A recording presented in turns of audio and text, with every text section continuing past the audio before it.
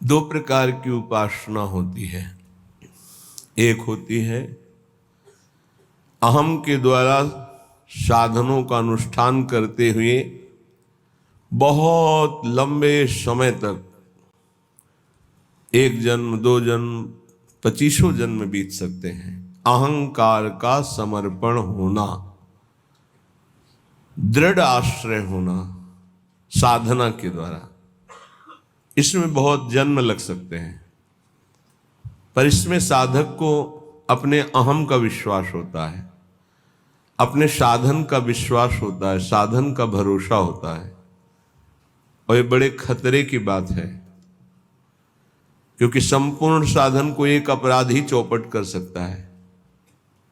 वैष्णव अपराध, गुरुद्रोह, संत द्रोह, एक अपराध ही चौपट कर सकता है।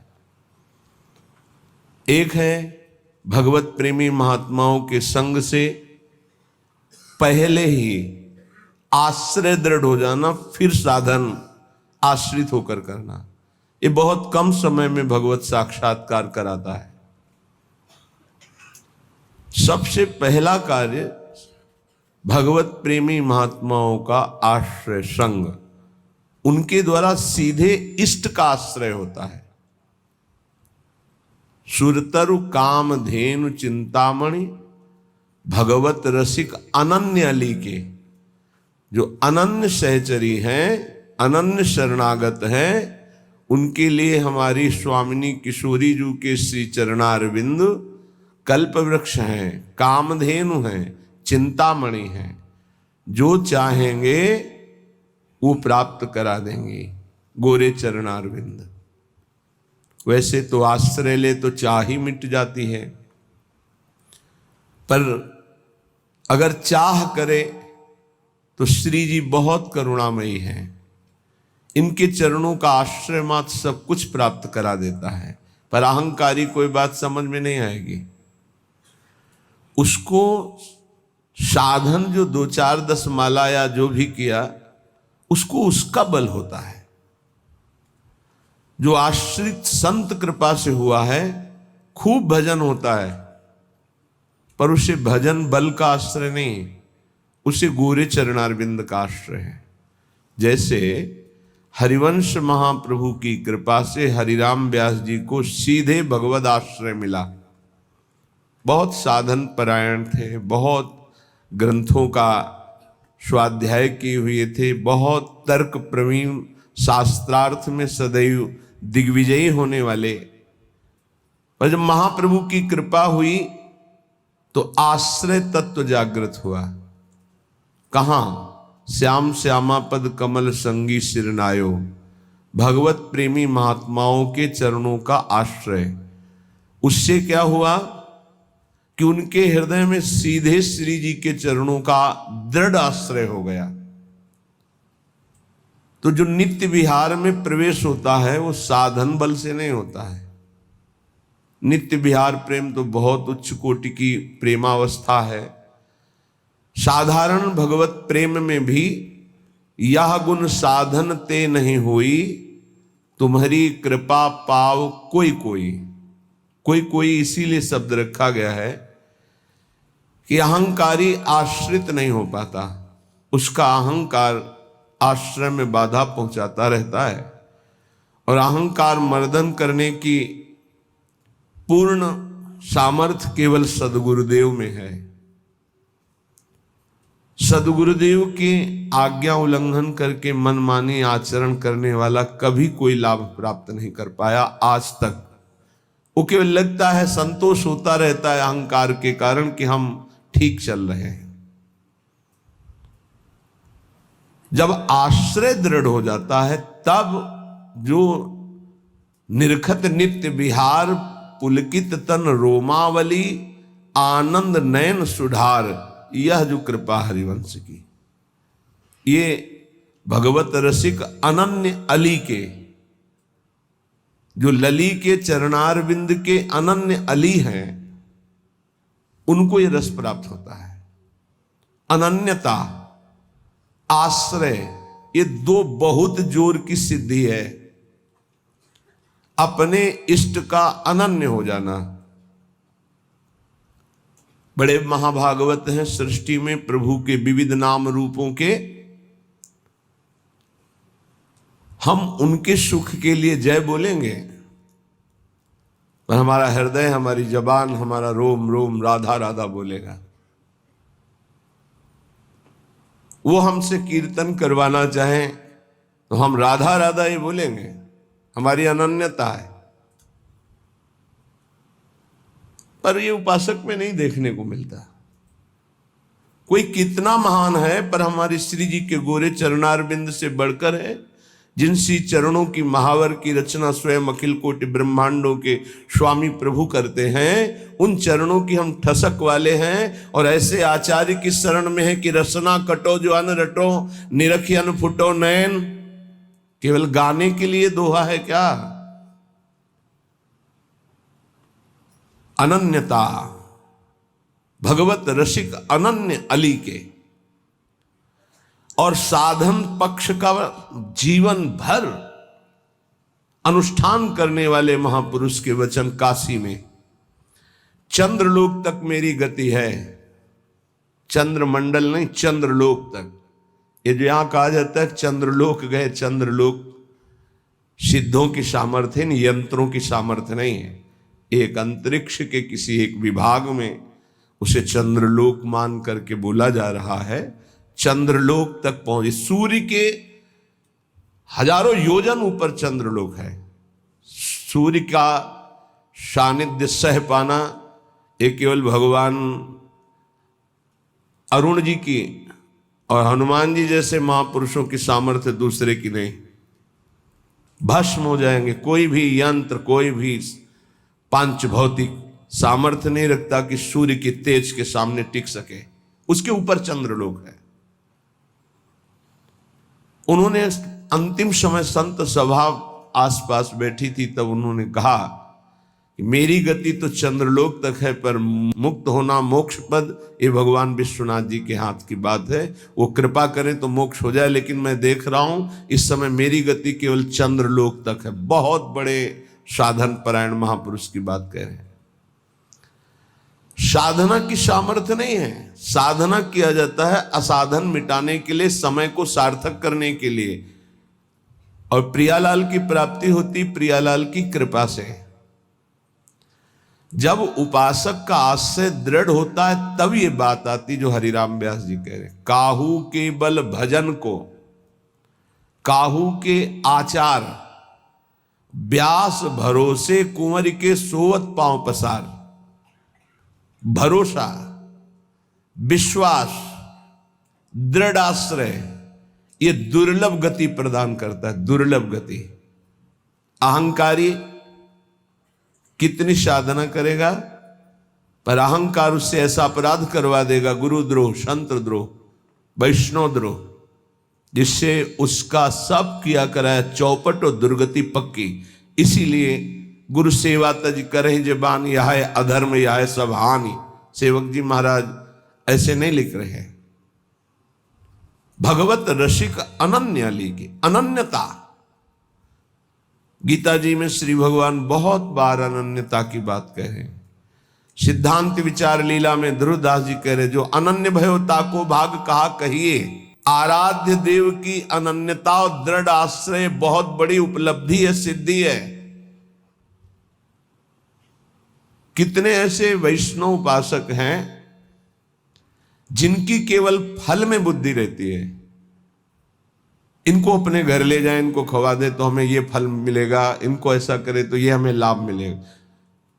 और लाभ का जहां नाश हो रहा है वास्तविक, उसका सुधार नहीं है। अंधा बटे पड़ा चबाए, अपराध खाता जाता है और वो सोचता है मैं साधन संपन्न हो रहा हूं। जिनके कानों में शब्द पड़ रहे हैं भागवती, उनको संभलना चाहिए। अपने इष्ट की अनन्यता ही बेड़ा पार करेगी। तुम्हारे साधन बल में इतनी ताकत नहीं है कि इस महान भव समुद्र से पार हो जाओ। आचार्य चरण कह रहे हैं, क्वाहम मूढ़मति को नाम परमानंद एक सारम रसम। मैं मूढ़मति, कहां परमानंद का सार राधा नाम। वो अपने को मूढ़मती समझ रहे हैं। आप इतने विद्वान बुद्धिमान हैं, साधन से वस्तु प्राप्त कर लेंगे, तो हम फिर साधन क्यों करें? असाधन मिटाने के लिए। साधन नहीं करोगे तो असाधन बनेगा। लाभ किससे मिलेगा? प्रियालाल की कृपा से, आश्रय से। बात समझना है बड़े महापुरुषों की, बहुत जल्दी लाभ हो जाएगा। ये समझ में नहीं आती सबके। बिगड़ी जन्म अनेक की, अब ही सुधरे आज, हो ही राम को, हो गया हमारा काम। भगवत प्राप्ति पक्की होगी, हो ही राम को। अब समय कैसे व्यतीत करें? नाम जप, गलती ना हो, इसलिए तज कुसुमाज, गंदी बातें छोड़ो, नाम जप करो। इससे समय तुम्हारा सार्थक होगा। गति तुम्हारी प्रभु के होने से होगी। मेरी प्रिया जो, मेरे श्यामा जो, मेरी लाडली जो। ये बात समझ में नहीं आती, ये नहीं समझ में आती।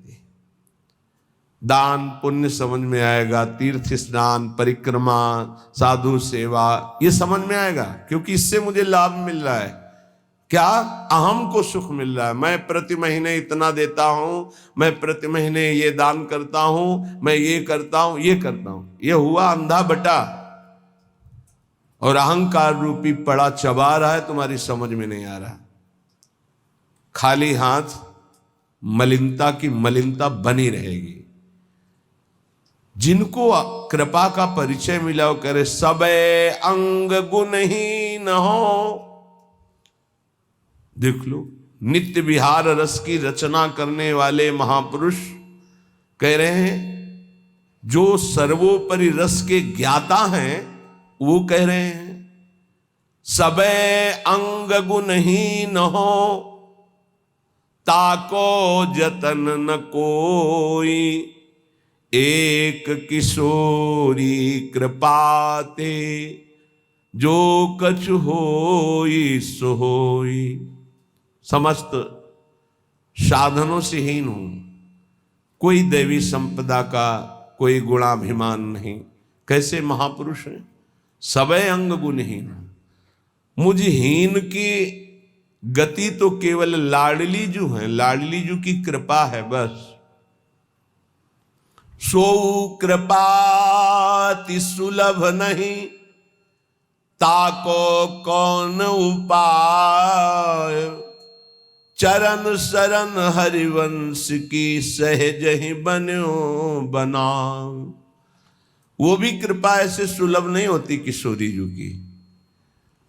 बोले हमारा तो सब सहज बनाव बन गया, हित सजनी स्वरूपा हरिवंश महाप्रभु की शरण मिल गई, तो श्री हरिवंश कृपा हुई तो लाडली जी की कृपा बरसने लगी। किसके ऊपर? जो सबे अंग गुणहीन हो, किंचन मात्र अहंकार नहीं। प्राय हम देख रहे हैं कि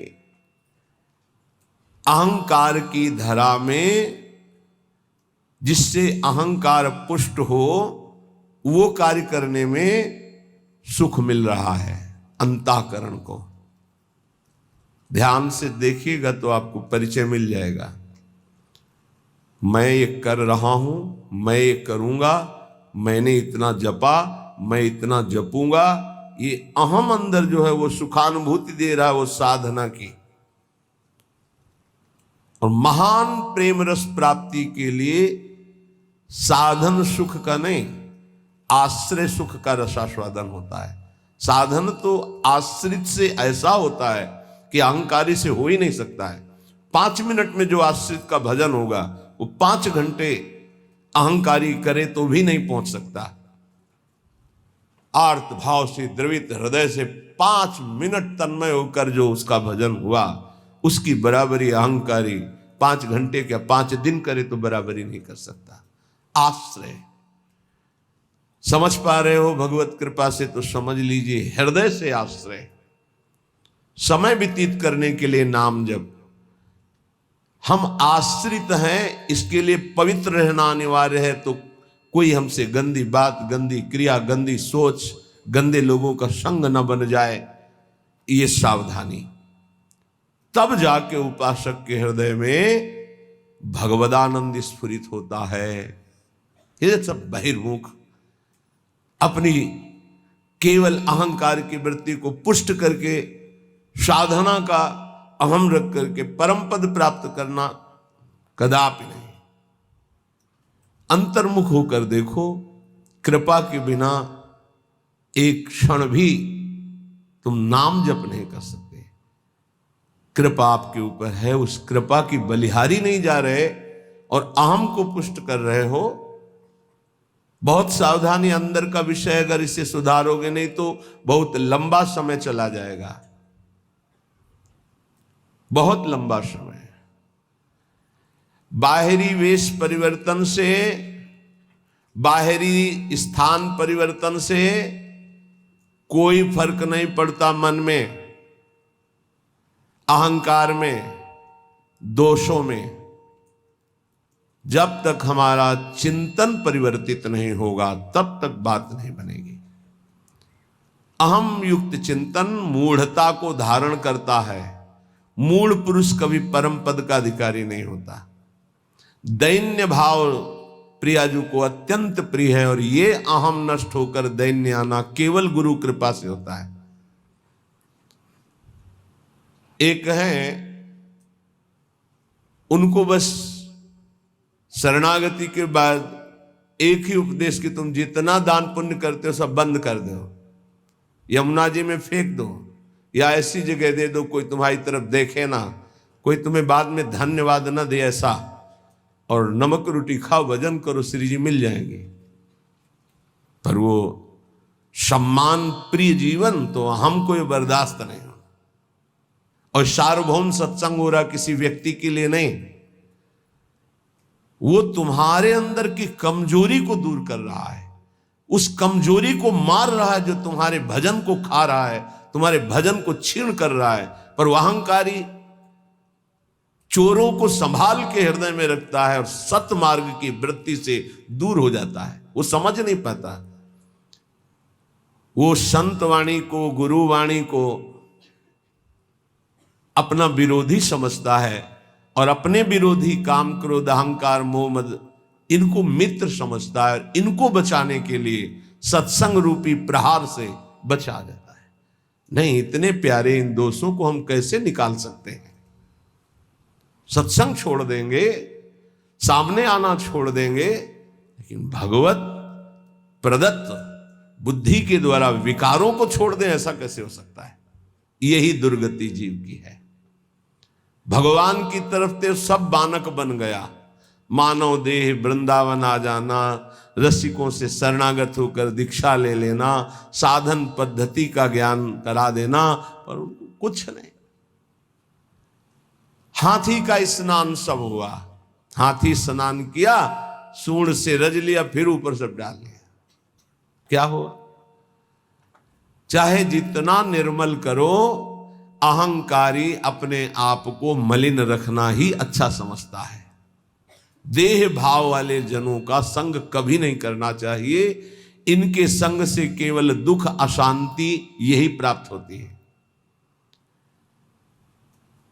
अपने को सदैव अहंकार रहित बनाने के लिए ही तो हम साधना कर रहे हैं। और हमारा बंधन है क्या?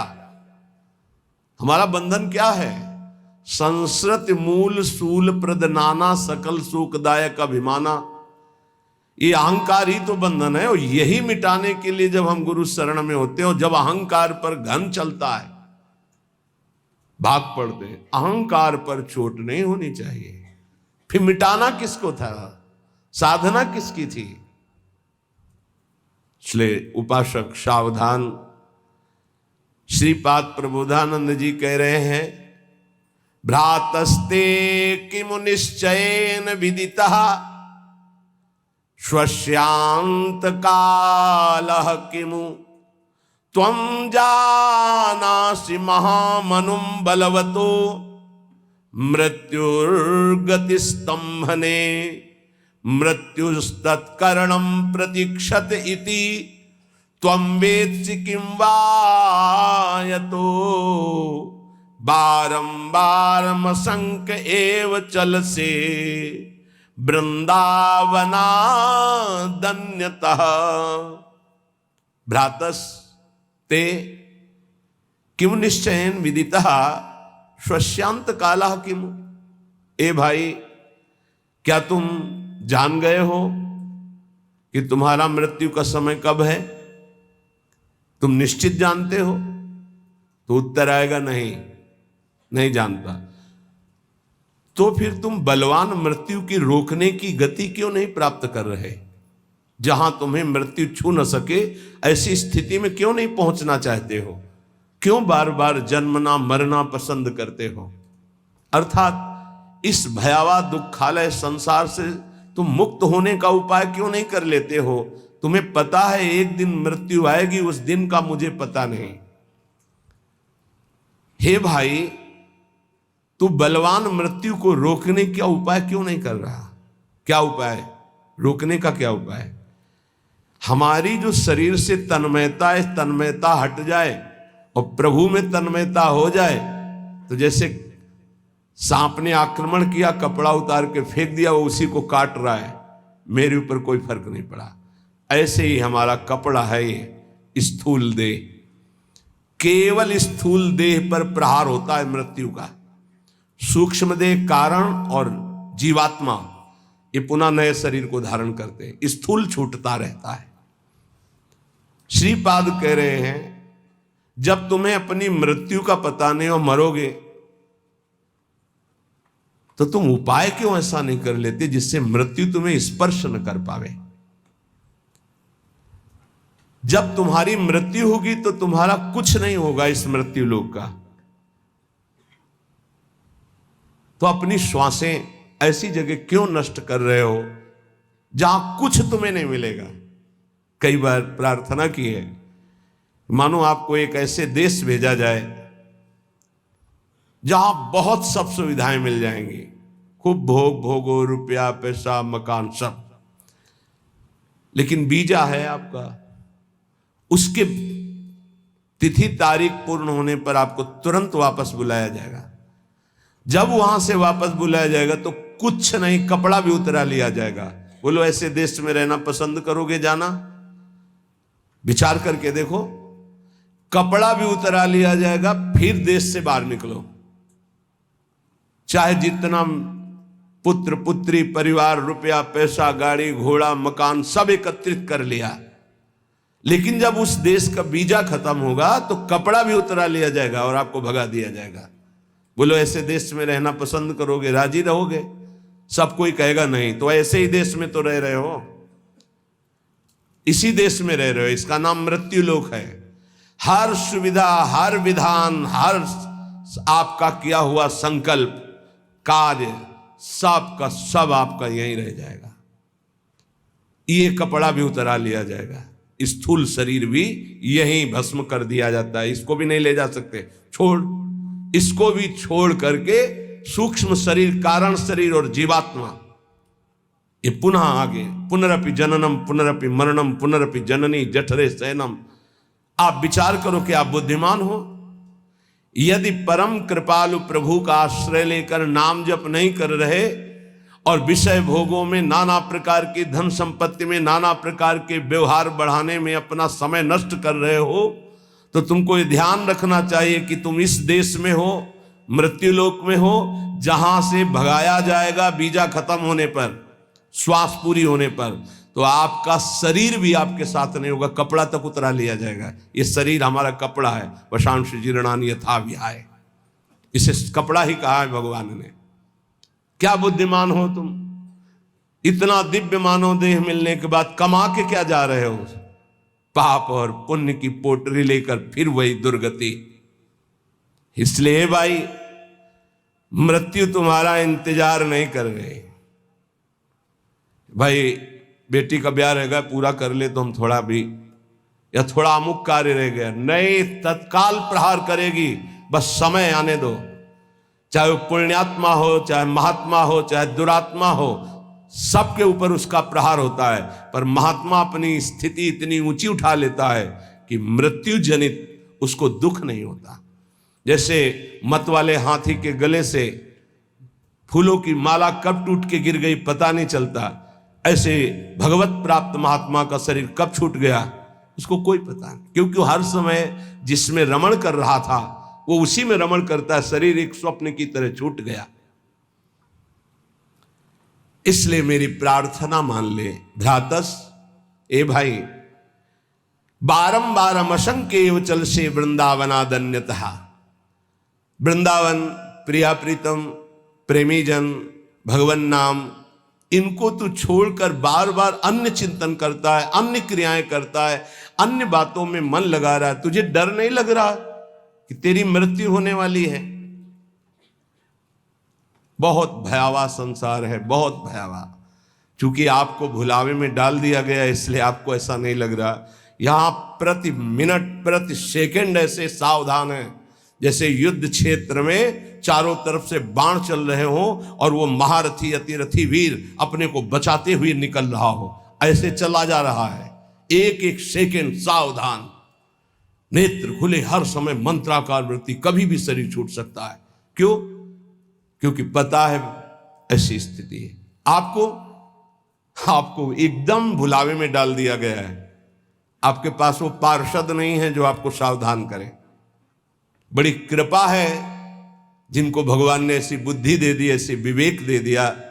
यहां से चलना है, रहना नहीं, देश बिराना है। सबसे सबकी सेवा करो, सबको प्यार करो। वो प्यार, वो सेवा एकमात्र भगवान के प्रेम के लिए, भगवान की प्राप्ति के लिए। खूब धन कमाओ धर्म पूर्वक, दूसरों को सुख पहुंचाओ और उस सुख को भगवान के चरणों में समर्पित करो, तो सुख सिंधु भगवान तुम पर प्रसन्न हो जाएंगे। मृत्यु पर तुम विजय प्राप्त कर लोगे। ए भाई, बार बार धाम छोड़कर, नाम छोड़कर, प्रिया प्रीतम को छोड़कर संसार का चिंतन करते हो, पता है किसी भी श्वास में तुम्हारे ऊपर मृत्यु का प्रहार हो जाएगा। इसलिए कृष्णानंद रसाम्बुधे परतरम सारम विचित्रोज्ज्वला कारम पारगतैरपि श्रुति शिरो वृंदस्य नेक्षम मनाक् श्री वृंदा विपिनम सुदुर्लभ